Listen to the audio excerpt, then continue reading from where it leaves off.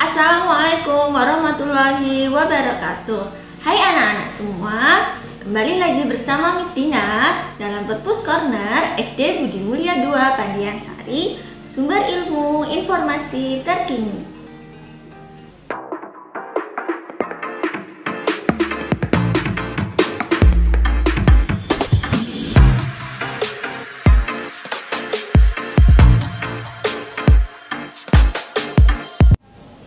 Anak-anakku semua, kita baru saja melewati tahun baru Hijriah 1442 Hijriah. Hijriah merupakan penanggalan umat Islam yang menisbatkan pada hijrah atau pindahnya Nabi Muhammad SAW dari Mekah ke Madinah pada tahun 622 Masehi. Nah, kemudian, apa bedanya penanggalan menurut Hijriah dan Masehi? Yuk, kita lihat video berikut ini. Waktu terus berputar dan berulang. Setiap pagi, kita akan selalu melihat matahari yang terbangun dari tidurnya. Setiap minggu, kita akan selalu bertemu dengan sebuah hari yang dianggap banyak orang sebagai hari yang menyebalkan, yaitu hari Senin. Tak bisa dipungkiri memang, kita hidup pada sebuah siklus yang berulang secara terus-menerus, yang mana kita sendiri pun tak tahu siklus tersebut akan berakhir di titik mana. Lalu bagaimanakah awal mula manusia dapat mengetahui bahwa mereka hidup dalam sebuah siklus? Dan bagaimana mereka dapat menciptakan sebuah sistem penanggalan? Maka dari itu, kamu harus tahu. Puluhan ribu tahun yang lalu, tidak ada orang yang tahu bahwa hari ini adalah hari apa, bulan apa, dan tahun berapa. Setiap hari, manusia melakukan kegiatan yang sama seperti berburu dan mencari sesuatu untuk dimakan. Namun, ketika hewan buruan bermigrasi, tanaman tidak tumbuh, cuaca berganti, dan perubahan alam lainnya menyebabkan manusia tidak bisa memenuhi kebutuhan makanan mereka, barulah manusia sadar bahwa terdapat suatu siklus yang berulang. Mereka mulai berpikir bahwa alam selalu berubah dan kembali pada pola yang sama. Pada saat itu, barulah konsep tahun mulai muncul di kepala mereka.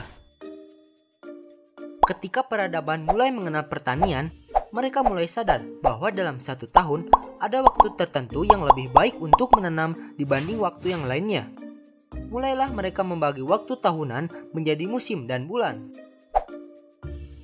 Hal itu membuat orang-orang perlu membaca pergerakan benda di langit dan menentukan kapan harus menanam, memanen, memancing, dan berburu. Pada titik ini, setiap peradaban di seluruh dunia, dari mulai Mesopotamia, Arab, Maya, hingga daratan Tiongkok, mengembangkan sistem penanggalannya masing-masing. Pada umumnya, terdapat 3 sistem penanggalan, yaitu solar, lunar, dan lunisolar. Yuk kita bahas satu persatu ketiga sistem penanggalan ini. Sistem solar atau matahari adalah sistem penanggalan yang berdasarkan pada siklus bumi mengitari matahari. Awalnya, sistem matahari dipakai hanya untuk siklus jangka pendek, yaitu siklus harian. Ketika matahari terbit dan tenggelam disebut sebagai siang, sedangkan waktu ketiadaan matahari disebut malam. Lalu gabungan keduanya disebut dengan satu hari.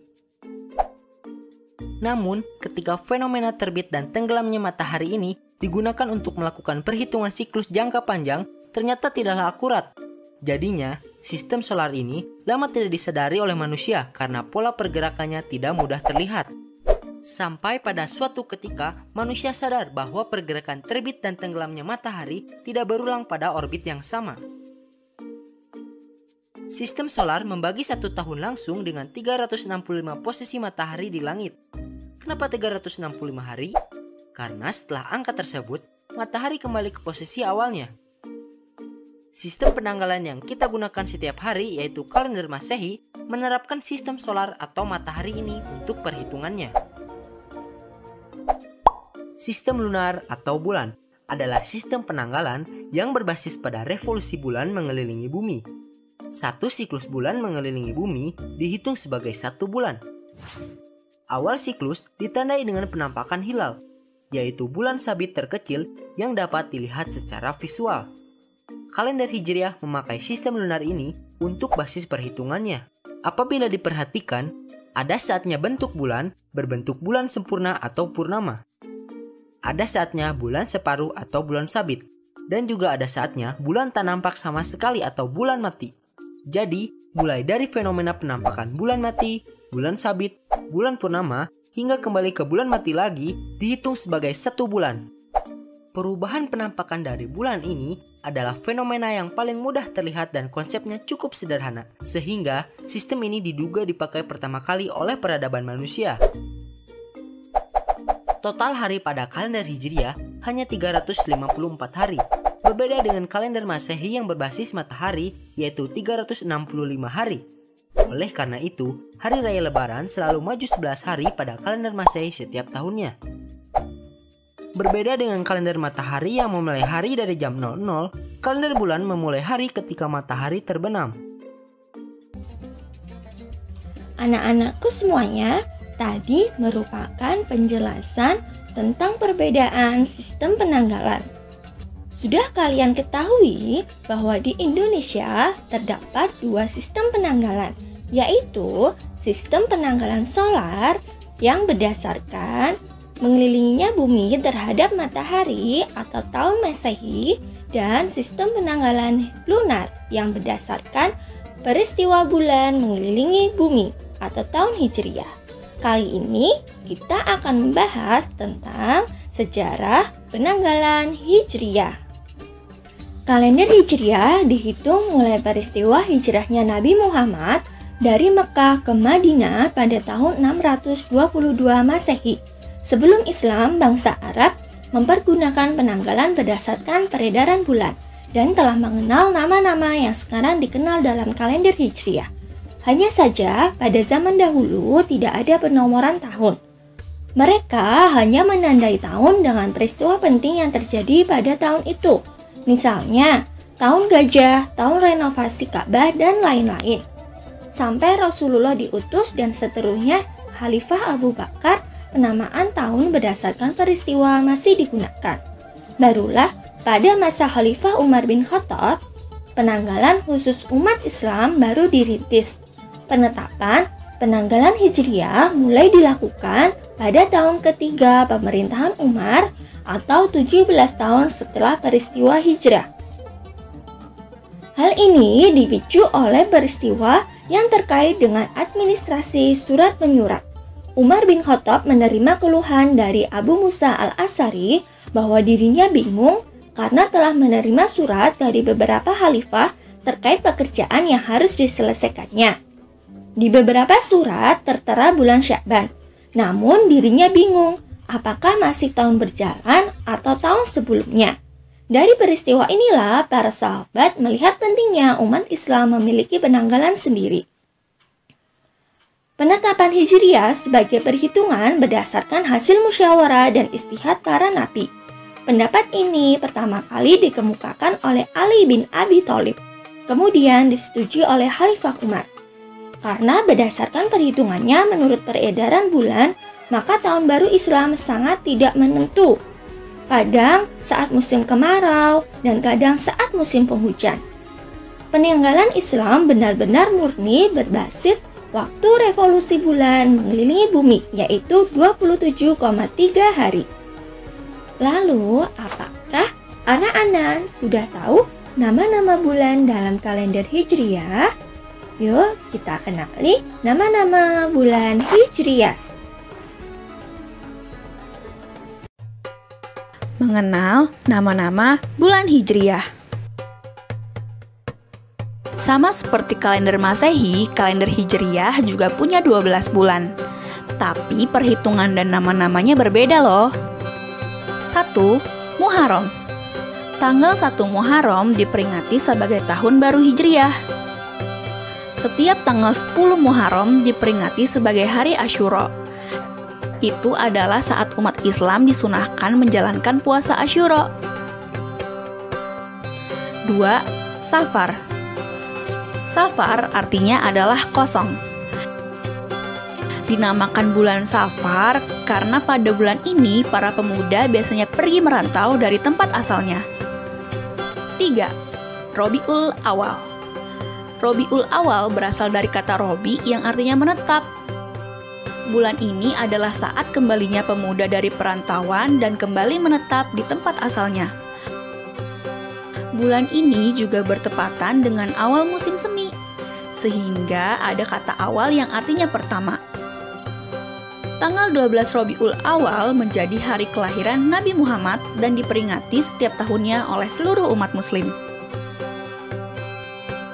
4. Robiul Akhir. Robiul Akhir adalah bulan di mana orang-orang akan mulai mengembalakan ternak. 5. Jumadil Awal.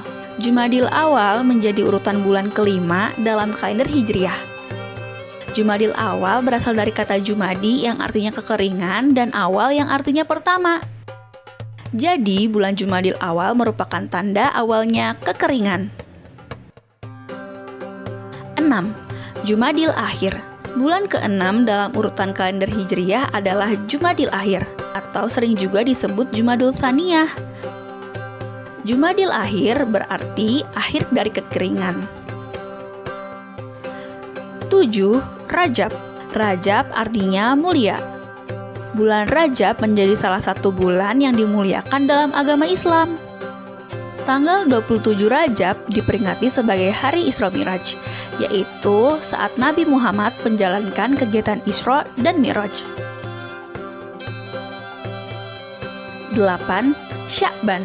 Sya'ban artinya berkelompok. Dinamakan Sya'ban karena pada bulan ini orang Arab akan berpencar secara berkelompok untuk bekerja dan mencari air. 9. Ramadan. Ramadan artinya sangat panas. Dinamakan Ramadan karena pada bulan ini dosa-dosa akan dibakar. Pada bulan Ramadan, umat Islam wajib menunaikan ibadah puasa selama 1 bulan penuh. Umat Islam wajib menahan lapar, haus, dan segala sesuatu yang bisa membatalkan puasa. Segala ibadah di bulan puasa akan dilipat gandakan pahalanya. 10. Syawal. Syawal berarti kebahagiaan. Tanggal 1 Syawal diperingati sebagai Hari Raya Idul Fitri yang menjadi hari raya umat Islam di seluruh dunia.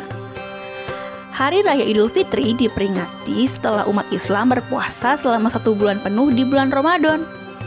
11. Zulkaidah. Zulkaidah diambil dari perkataan qo'ado yang artinya untuk duduk. Di bulan ini adalah masa istirahat bagi kaum laki-laki Arab. Umat Islam mulai menghentikan aktivitas mereka untuk duduk dan bersiap untuk menunaikan ibadah haji.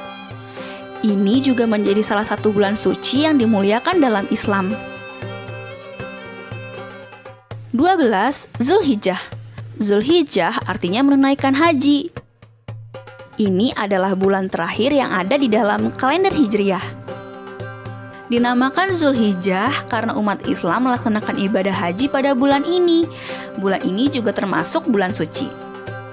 Tanggal 10 Zulhijjah diperingati sebagai Hari Raya Idul Adha.